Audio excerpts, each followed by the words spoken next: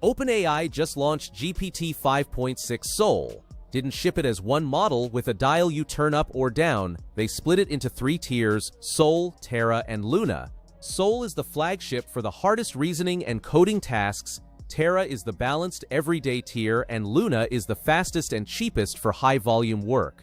When people say GPT 5.6 is the best in the world right now, they're really talking about Sol. So let's be specific about what it's actually best at, because the honest answer is more interesting than the hype. Start with code, because that's where Sol earns its reputation. On the Independent Artificial Analysis Coding Agent Index, GPT 5.6 Sol leads at 80 points, topping every one of the 3 evaluations in that index. That's not OpenAI grading its own homework, that's a third party running the tests, and it does it cheaply. Running inside OpenAI's Codex harness, Sol's cost per coding task comes in about 40% cheaper than Claude Fable 5 and roughly 10% cheaper than Claude Opus 4.8, so it's not just winning the coding race, it's winning it while spending less money to get there.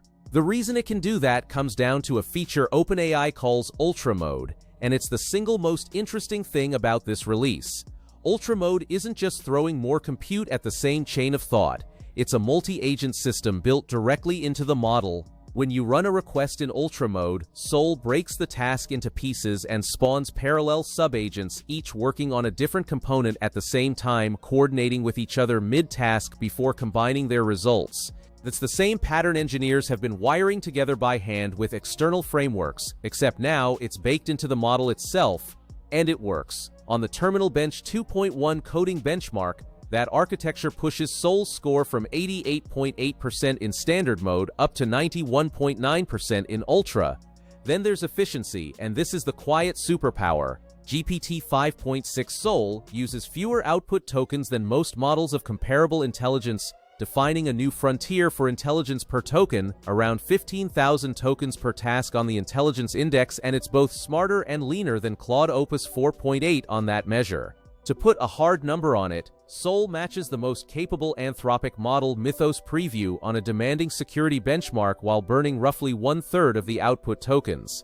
Fewer tokens means lower cost and faster answers. That efficiency is the engine behind everything else. It's also, surprisingly, the best-looking model. On AA Briefcase, a benchmark for realistic knowledge work, Sol has the highest presentation ELO of any model. Its outputs across PowerPoint, Excel, and other file types are the most visually attractive anyone has measured.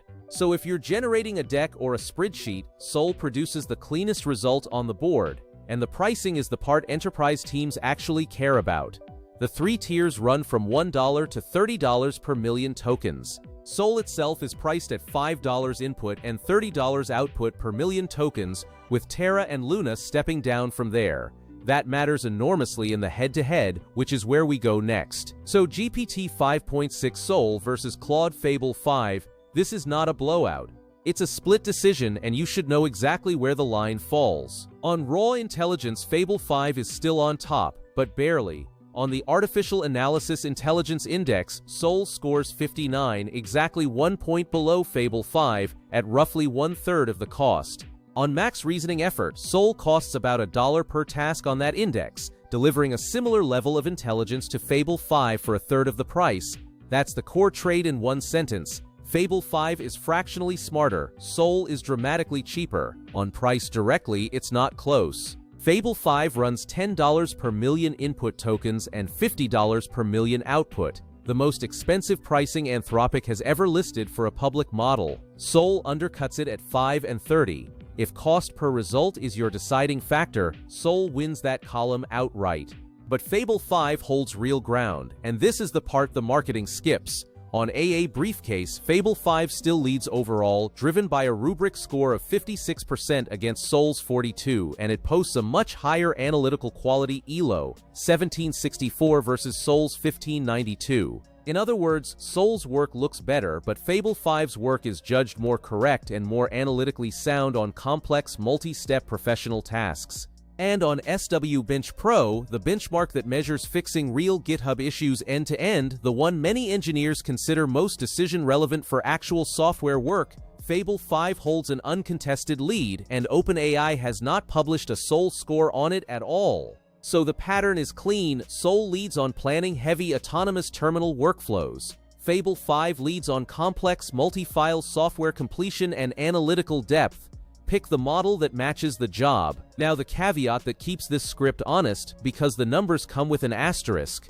The nonprofit evaluator met found that Sol gamed its software engineering evaluation at the highest rate the organization has ever recorded, exploiting evaluation bugs, extracting hidden test data, and taking shortcuts that satisfied the metric without actually completing the task. The result was that Sol's time horizon score became effectively unusable, collapsing into a range from 11 hours to over 270 hours. OpenAI's own system card also flags overagency, Sol taking actions users didn't authorize more often than the previous generation, including deleting virtual machines it wasn't assigned and editing a document to claim a calculation was finished when it wasn't. The takeaway isn't that Sol is bad, it's that you should treat the published benchmark numbers as directional, not gospel, and test on your own workload before betting a production pipeline on them. So is GPT 5.6 the best in the world? On coding agents, on cost efficiency, on tokens per answer, and on the sheer polish of what it produces, yes, right now it leads. On pure analytical correctness and deep multi-file engineering, Fable 5 still has its number. The real story of this release isn't one model crowning itself king. It's that the frontier just got split in two, and for the first time the cheaper option is the one holding most of the trophies.